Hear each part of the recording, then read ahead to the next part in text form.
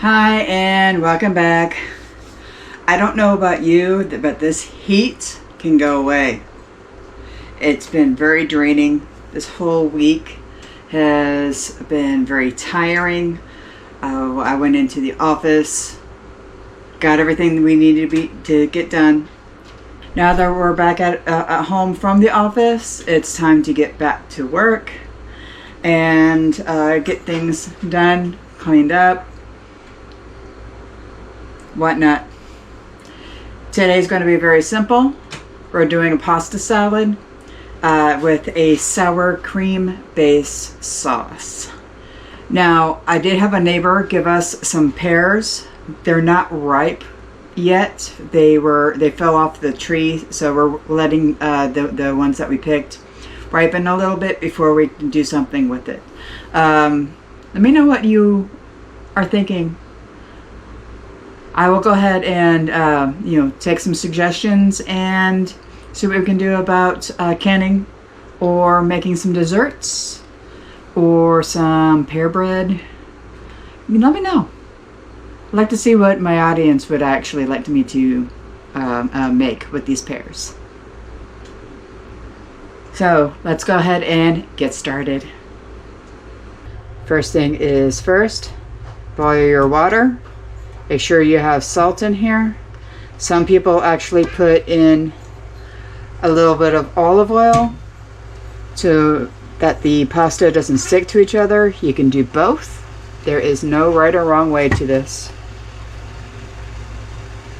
Once this comes up to a boil, add your pasta in for the appropriate amount of time. We are using bow tie pasta.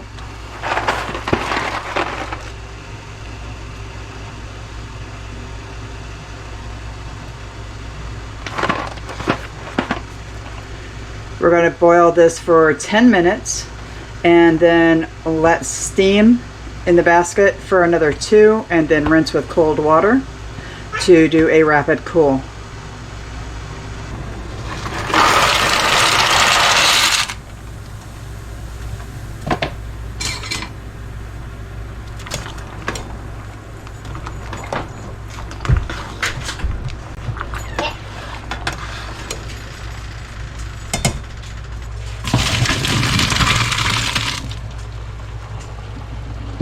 Alright, let that sit for a minute.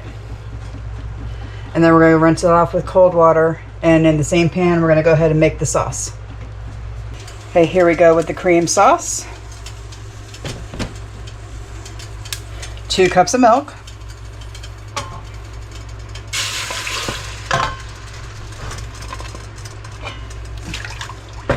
You kind of want to let that come up to a boil.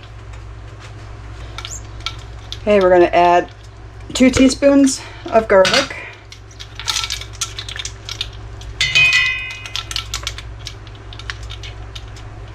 Ish. Half a teaspoon of paprika.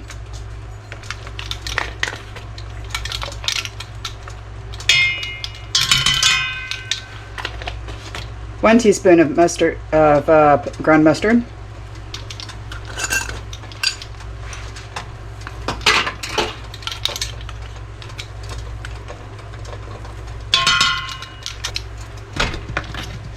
One tablespoon of lemon juice.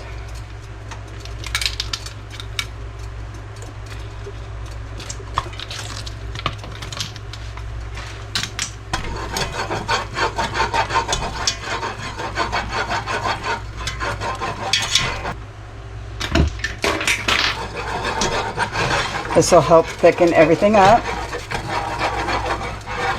Let me get a smaller pan for this. One moment. Now that I have this in a smaller pan, it's easier to work with.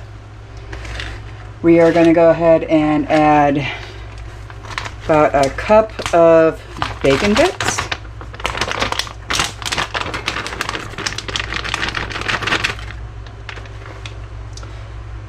Not this.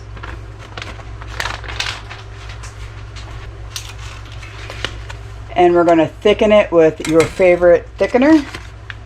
Xanthium gum. 1/4 teaspoon will thicken this entire thing up.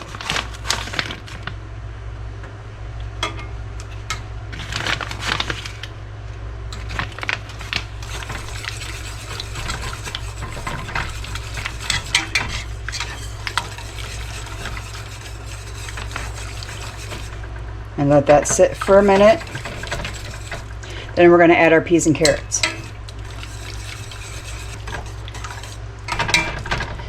Now, adding the lemon juice to the milk gives it a cheesy, kind of like a cottage cheese consistency. Kind of want that. I don't want a really smooth sauce to this. I want to be able to taste chunks, if that makes any sense. Oh, don't forget the salt and pepper. About a half a teaspoon each.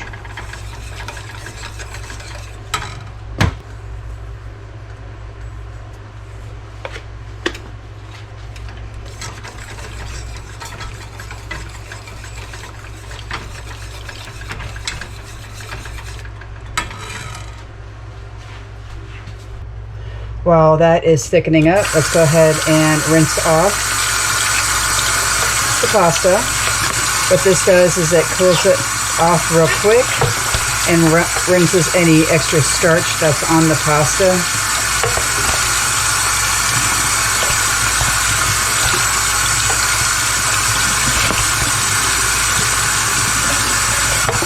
That, and if pasta cooks too long, if you don't cool it down, then it'll overprocess and come out all mushy.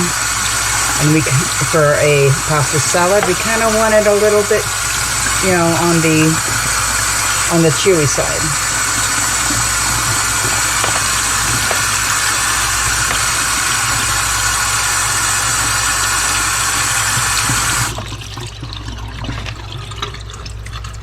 You let that drain for a minute. Get back to the sauce. Now that this has come up to kind of the right consistency, give it a little bit of time to thicken up and gel up.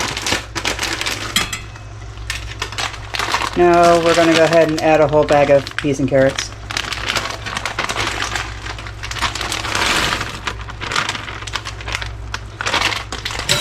I just add them frozen and let the heat cook this down.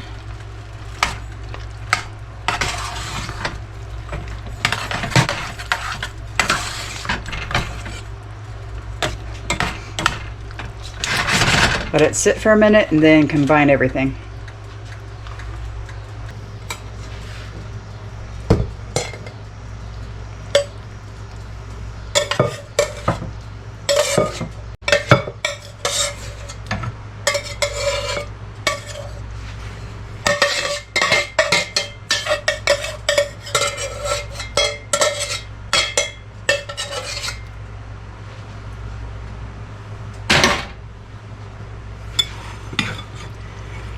Okay, all we have to do is stir, and then it's best if you do this at night, and you can go ahead and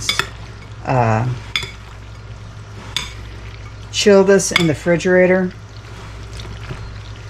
for the next day.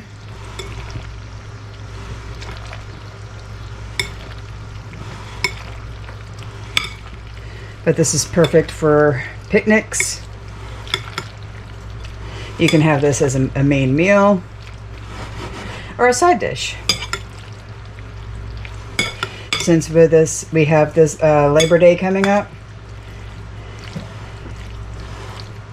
If it's you know, nice in your area, go out to the lake, go out to the river, find a beach somewhere. Just go outside, because this isn't going to last too long.